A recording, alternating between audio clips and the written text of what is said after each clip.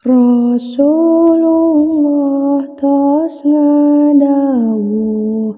dina salasa wiyos hadisna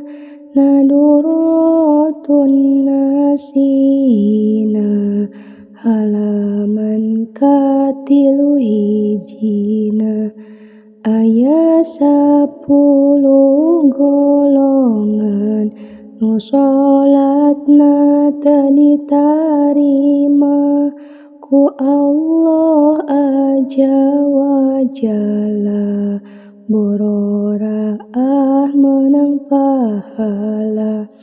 nu kahiji nyata jalma lain ahli qiraahna bari sholatna nyorangan lain ahli maca Quran nu kadua jalma sholat tapi tara mere zakat di mana geus keunani sobna kitu keteranganana katilu sholatna makmum anu keheul ka imamna kaopat sholatna jalma anu ngamilik abidna kalimana nyata jalma nu langgeng nginum arakna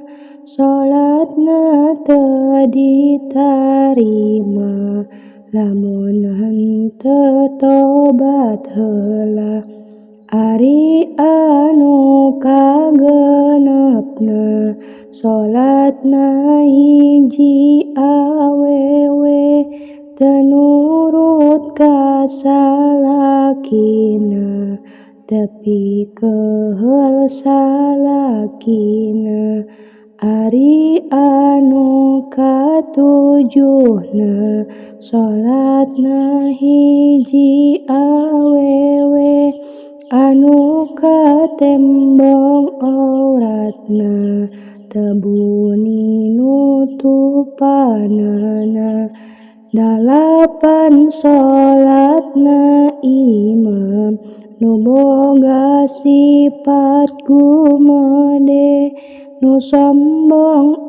jeung takabur boga rasa diri luhur salapan eta sholatna jalma dahar barang riba barang haram nu dilarang ku Allah dina agama 10 nyata sholatna jalma teu bisa nyegahna tina pasyareng mungkarna ku sholatna eta jalma mugi-mugi ieu pepeling mugi sing janten panggeuing kana leuwihna giatna dina ningkatkeun elmuna.